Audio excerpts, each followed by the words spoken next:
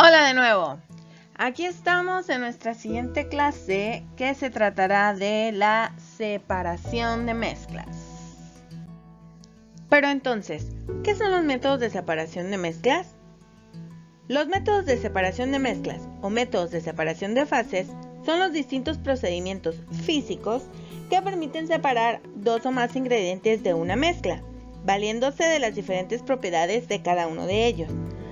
Nótese entonces que para que estos mecanismos funcionen, debe tratarse de mezclas en las que los ingredientes conserven su identidad y no hayan habido reacciones químicas que alteren sus propiedades permanentemente o den origen a nuevas sustancias. Rasgos como el punto de ebullición, la densidad o el tamaño deben conservarse en los ingredientes para que puedan aplicarse los métodos de separación de mezclas. Estos métodos se van a poder obtener o realizar dependiendo si son mezclas homogéneas, heterogéneas y de qué está compuesta la mezcla. Como primera instancia tenemos la filtración. La filtración se va a utilizar cuando tengamos un sólido insoluble, es decir, que no se disuelva en un líquido. Como ejemplo tenemos el agua y la arena o agua y café, ¿no? Para poder realizarlo, la mezcla se hace pasar por una tela o un papel de poro fino. El sólido quedará atrapado en el papel, mientras que el líquido lo traspasará. Nuestro siguiente ejemplo será la decantación. Para ello requerimos dos líquidos o un sólido y un líquido inmiscibles, es decir, que no se mezclen y con diferente densidad. Como ejemplo tenemos el agua y el aceite, que por más que lo intentemos mezclar, simplemente no va a suceder. Este tipo de separación se realiza dejando reposar la mezcla el tiempo suficiente para que se separen los componentes. A partir de ahí se puede escurrir o simplemente se arrastra la sustancia que queda en la superficie del recipiente, ya sea con una cuchara o poco a poco se puede ir separando una de la otra, siempre y cuando las dos fases ya estén separadas, como podemos ver en esta imagen. Aquí podemos ver el agua y el aceite. En este caso, aquí se abre este botoncito y va a permitir que el agua vaya cayendo gota a gota para que cuando nosotros podamos ver que el aceite ya está cerca, simplemente se cierra la válvula y ya está la separación completa. El siguiente método sería la imantación. Este método va a separar sustancias que son atraídas por un imán. Esta propiedad nos va a permitir separarlas de otras sustancias que obviamente no son magnéticas.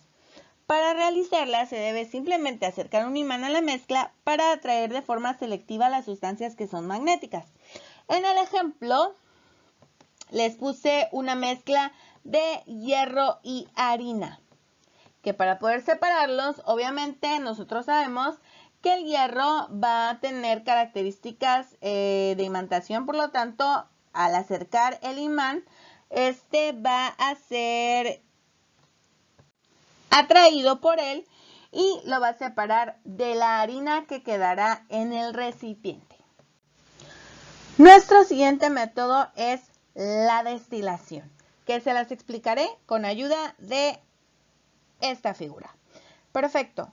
La destilación se va a llevar a cabo cuando tengamos dos o más líquidos con diferente punto de ebullición entre sí.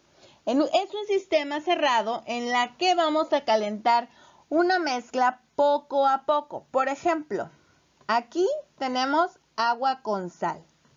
Y de este lado, con el mechero, lo que vamos a hacer es calentarla para que al llegar al punto de ebullición, el agua pueda subir de esta manera, ¿ok? Aquí con el termómetro podemos poder alcanzar el punto que necesitamos. Y al llegar al punto de ebullición, el agua va a subir de este lado, obviamente, y va a pasar al condensador. Y aquí es donde vamos a poder, obviamente al principio va a llegar como vapor de agua, va a estar en forma de gas. Cuando llega al condensador, lo que va a hacer es que va a permitir que el agua regrese a su estado líquido y pueda salir de este lado, siendo utilizado obviamente un líquido refrigerante para que pueda volver a transformar el agua o a cambiarle la temperatura y pueda regresar a su estado líquido.